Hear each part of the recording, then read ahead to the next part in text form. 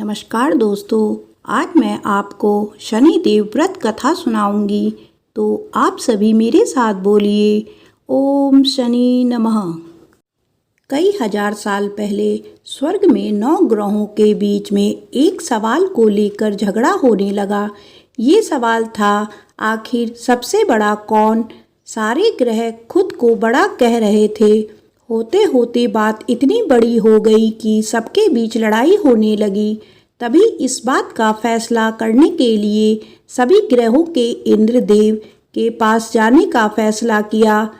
वहां पहुंचकर सबने एक स्वर में उनसे पूछा, आखिर हम सब में सबसे बड़ा कौन? इस सवाल का जवाब इंद्रराज के पास भी नहीं था। इस बात को सुनते ही वो परेशान हो गए। साफ शब्दों में इंद्रदेव ने कह दिया कि आपके इस सवाल का जवाब राजा विक्रमादित्य ही दे सकते हैं। हम सबको तुरंत पृथ्वी लोक चले जाना चाहिए। सबने इंद्रदेव की बात मान ली और सभी एक साथ उज्जैन पहुंच गए। वहां पहुंचकर सारे 9 ग्रहों ने इंद्रदेव से पूछा गया सवाल इस बार राजा विक्रमादित्य से किया। ऐसा सवाल सुनकर राजा भी हैरान हो गए। उनके मन में हुआ कि हर ग्रह की अपनी एक खासियत है। हर कोई किसी धातु का देव कहलाता है और सबकी शक्ति अलग अलग व प्रभावी है। अगर किसी को बड़ा और किसी को छोटा कह दिया तो बड़ी मुश्किल हो सकती है। सोचते सोचते विक्रमादित्य के दिमाग में एक तरकीब आई। उन्होंने सभी ग्रहों का आसन बनवा कर लगा दिया। हर धातु के गुण के हिसाब के आसन लगाए गए थे, जैसे कि सोना, चांदी, कांसा, तांबा, सीसा, रांगा, जस्ता, अभ्रक और लोहा। अब इन आसनों में के स्वामी को बैठने के लिए कहा। सब एक एक करके अपने सिंहासन पर बैठ गए। सबके बैठने के बाद राजा विक्रमादित्य बोले कि आप लोगों के इस सवाल का जवाब तो खुद ही मिल गया है। अब जो सबसे आगे बैठा है वही सबसे बड़े हैं। इस बात को सुनते ही आखिरी सिंहासन पर बैठे शनि देव को गुस्सा आ गया। गुस्से में शनि ने विक्रमादित्य से कहा, तुमने मुझे सबसे पीछे बैठाकर मेरा अपमान किया है। तुम्हें मेरी शक्तियों का अंदाजा नहीं है। मैं तुम्हें पूरी तरह से खत्म कर दूंगा। उन्होंने आगे कहा कि सूर्य किसी राशि में 1 महीने, चंद्रमा किसी राशि में 2.25 दिन, मंगल एक राशि में 1.5 महीने, बुध व शुक्र 1 महीने, बृहस्पति 13 महीने ही रहते हैं। इन सब के मुकाबले मैं किसी भी राशि में 7.5 साल तक 7.5 बनकर रहता हूँ। कई देवता मेरे प्रकोप से पीड़ित हैं। भगवान राम को भी 7.5 का प्रकोप झेलना पड़ा। इसी वजह से वो जंगल गए थे। रावण की 7.5 की वजह से लड़ाई में मारा गया। अब तुम्हारी बारी है, तुम भी मेरे प्रकोप से नहीं बच पाओगे। अब यह सब देखकर अन्य ग्रहों के देवता चले गए और शनि देव भी नाराज होते हुए आगे निकल गए। इतना सब होने के बाद विक्रमादित्य परेशान थे, लेकिन वो पहले की तरह ही अपनी जनता के लिए न्याय करते रहे। होते होते वे आनंद से अपना जीवन जीने लगे, पर शनि देव अपमान बिल्कुल भी नहीं भूले थे। बदला लेने के मन से एक दिन शनि देव घोड़ा व्यापारी के रूप में उज्जैन पहुँचे। वहां पहुँचते ही उन्होंने खबर फैला दी कि उनके पास खूब तेज दौड़ने वाले घोड़े हैं। इस खबर के मिलते ही राजा ने घोड़े का ख्याल रखने वाले अश्वपाल को कहा कि जाओ उससे घोड़ा खरीद कर ले आओ। वो गया और देखा कि घोड़ा काफ़ी कीमती है। फिर भी विक्रमादित्य खुद गए और एक ताकतवर घोड़ा पसंद कर लिया। उसके बाद घोड़े की गति को देखने के लिए विक्रमादित्य उस घोड़े पर सवार होने लगे।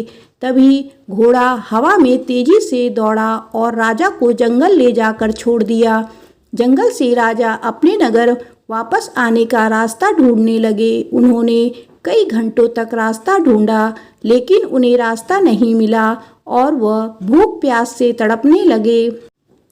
कुछ ही देर में उन्हें एक चरवाहा दिखा। उससे राजा ने पानी मांगकर पी लिया और पानी के बदले में उसे अपनी सोने की अंगूठी दे दी। इसके बाद राजा रास्ता पूछते हुए एक नगर पहुँचे। वहाँ सामने ही राजा को एक सेठ की दुकान दिखी। वह कुछ देर के लिए वहाँ बैठकर उस सेठ से बातें करने लगे। उसी वक्त सेठ की दुकान की चीज़ें बहुत तेजी से बिकने लगी। सेठ को लगा कि राजा उसके लिए भाग्यशाली है, इसीलिए वह उन्हें अपने घर खाना खिलाने के लिए ले गया। घर पहुंचकर सेठ कुछ देर के लिए राजा को एक कमरे में छोड़कर बाहर गया। वहां राजा ने एक खूंटी पर हीरे का हार लटका हुआ देखा। तभी एक घंटी बजी और देखते ही देखते खूंटी ने उस हार को निगल लिया। यह सब देखने के बाद राजा बड़ा हैरान हुआ। कुछ देर बाद सेठ वहां आया तो उसे वो हार नहीं दिखा। तभी उसे विक्रमादित्य पर हार चोरी करने का शक हुआ। सेठ ने इसी शिकायत उस नगर के राजा को कर दी। सैनिक विक्रमादित्य को जंजीर से जकड़कर उस राज्य के राजा के पास ले गए। राजा ने विक्रमादित्य से पूछा, वो हार कहाँ है? उन्होंने जवाब दिया, उसे वहाँ की खूंटी निकल गई जिसमें वो हार टंगा हुआ था। इस बात को सुनते ही राजा गुस्से से लाल हो गए। राजा जवाब से संतुष्ट नहीं थे, इसीलिए विक्रमादित्य को हीरे के हार का चोर घोषित करते हुए हाथ पांव काटने की सजा सुना दी। सैनिकों ने राजा का आदेश मानते हुए विक्रमादित्य के हाथ पांव काटकर उसे सड़क पर यूं ही छोड़ दिया। सड़क पर इस तरह से पड़े हुए विक्रमादित्य को कई दिन हो गए थे। एक दिन तेली को उन पर दया आ गई और उन्हें अपने घर ले गया। उन्हें बैल हाँकने वाले कोल्हू की जगह काम दिया। अब विक्रमादित्य रोज बैलों को आवाज़ देकर उन्हें हाँकते थे। रोज बैलों को हाँकने का काम करने पर विक्रमादित्य को बदले में खाना मिलता था। इसी तरह होते होते 7.5 साल बीत गए। 7.5 साल बाद जब 7.5 खत्म हुई तो वर्षा ऋतु शुरू हो गई।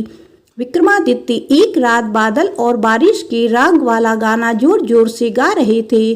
तभी उस नगर की राजकुमारी पास से गुजर रही थी। उसने वो गाना सुना और दासी को कहा कि पता लगाओ वो कौन है। दासी ने ठीक वैसे ही किया। वह कुछ देर बाद लौटकर आई और कहा कि वो एक राजा हैं जिसे हीरे का हार चुराने की सजा के रूप में अपंग कर दिया गया है।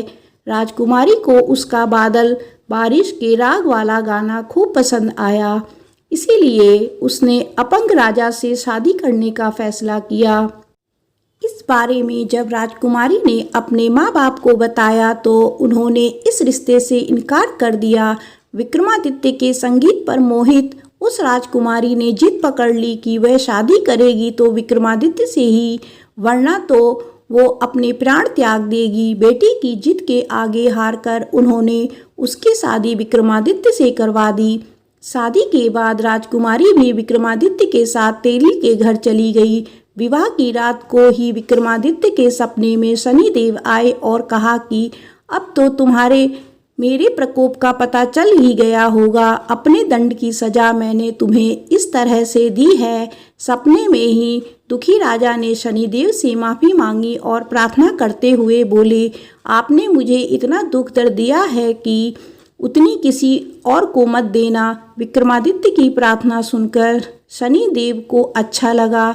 उन्होंने सपने में ही उन्हें बताया कि जो भी इंसान मेरी पूजा करेगा, मुझे पर ही मन लगाकर ध्यान करेगा, मेरी कथा सुनेगा, चींटियों को आटा खिलाएगा, वह मेरे प्रकोप से हमेशा बचा रहेगा। साथ ही मैं उनके मनोरथ भी पूरे करूँगा। सपने में यह सब देखते ही विक्रमादित्य की नींद खुल गई और उनके हाथ पांव भी लौट आए थे। अपंगता से छुटकारा पाकर वह बहुत खुश हुए।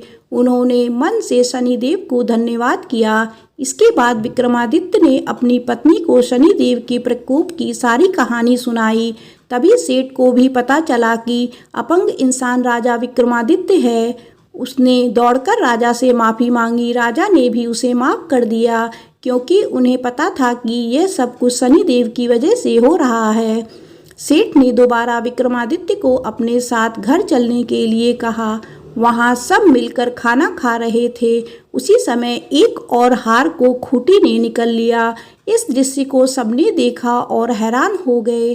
कुछ देर बाद सेठ को अपनी करनी पर पछतावा हुआ और उन्होंने अपनी बेटी की शादी विक्रमादित्य से कर दी। विवाह में सेठ ने उन्हें खूब सारे आभूषण दिए।